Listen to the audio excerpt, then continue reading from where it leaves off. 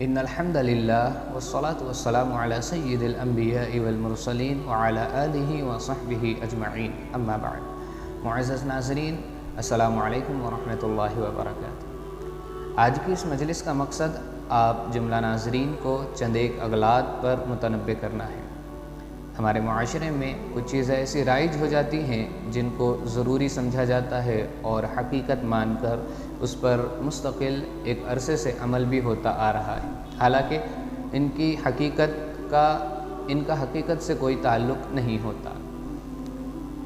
آج کی مجلس میں وضو کے حوالے سے انشاءاللہ چند ایک انکشافات کروں گا۔ ہمارے ہاں معاشرے میں ایک بات مشہور ہے کہ جو بندہ باوضو ہو، اگر وہ باوضو شخص کسی انسان کا، کسی فرد بشر کا کھلا ہوا سطر دیکھ لے تو اس عمل سے اس کا وضو جاتا رہتا ہے، جبکہ حقیقت کا اس سے کوئی تعلق نہیں ہے۔ اگر کھلا ہوا سطر وضو کی حالت میں کوئی دیکھ لے، اس سے اس کے وضو پر کوئی فرق نہیں پڑتا۔ ہاں، البتہ کسی کے سطر کو دیکھنا یہ نامناسب امر ہے، حتیٰ کہ علماء کرام نے فرمایا ہے کسی مرد کا مرد کے سطر کو دیکھنا اور عورت کا عورت کے سطر کو دیکھنا بھی جائز نہیں ہے، اس سے حتی الامکان گریز کرنا چاہیے۔ ہاں، اس کے اندر وہ چیز داخل نہیں ہے کہ کوئی مستورات ہو اور مستورات کے بدن کو کسی علاج کی نیت سے، کسی تفتیش علاج کی نیت سے کوئی عورت دیکھے تو اس کی بالکل گنجائش ہے۔ البتہ کسی عورت کے سطر کو علاج کے طور پر بھی کسی مرد کے پاس یا حکیم کے پاس لے جانا یہ بالکل نامناسب عمل ہے، اس سے بھی گریز کرنا چاہیے۔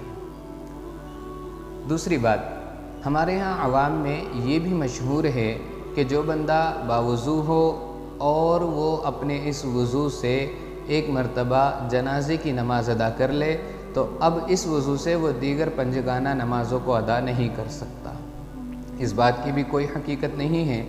ایک بندہ وضو کرے، نماز جنازہ ادا کرے اور پھر اسی وضو سے وہ فرائض، واجبات یا سنن، مستحبات، نوافل وغیرہ تمام نمازیں ادا کر سکتا ہے، اس سے اس کی وضو پر اور نہ ہی نماز پر کوئی اثر پڑتا ہے۔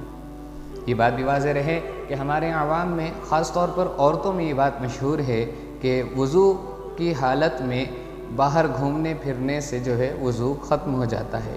اس کا بھی حقیقت سے کوئی تعلق نہیں ہے۔ باوضو عورت ہو یا مرد ہو اور وہ وضو کی حالت میں کہیں بھی گھومے پھرے، اس سے وضو پر کوئی اثر نہیں پڑتا۔ ہاں، البتہ عورتوں کا بلا ضرورت شدیدہ گھروں سے باہر گھومنا پھرنا یہ بالکل نامناسب امر ہے، اس سے حتی الامکان گریز کی ضرورت ہے۔ اللہ تبارک و تعالی ہم تمام کو صحیح دین سمجھ کر، صحیح مسائل سمجھ کر اور جان کر ان پر عمل کرنے کی توفیق عطا فرمائے۔ وما علینا الا البلاغ المبین۔ السلام علیکم ورحمۃ اللہ وبرکاتہ۔ اسی طریقے سے ہمارے عوام میں اور خواص میں اور اسی طریقے سے معاشرے کے اندر جو بے بنیاد نظریات رائج ہیں، جو بے بنیاد ہمارے ہاں مسائل گھڑ لیے گئے ہیں، ان پر انشاءاللہ روز بروز کوئی نئی تفصیلات آپ حضرات کے سامنے پیش کی جاتی رہیں گی۔ اسی طریقے سے نماز کے اغلاط ہیں، اذان کے اغلاط ہیں، عقائد کے اغلاط ہیں، اسی طریقے سے دیگر ہمارے روزمرہ کے مسائل میں جو غلط فہمیاں ہمارے ذہن و دماغ میں بسی ہوئی ہیں، ان کے انشاءاللہ روز بروز انکشافات آپ حضرات کی خدمت میں پیش کیے جاتے رہیں گے۔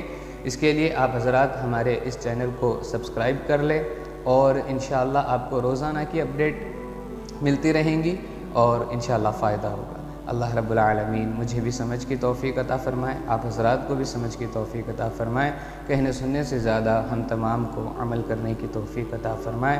وما علینا الا البلاغ المبین۔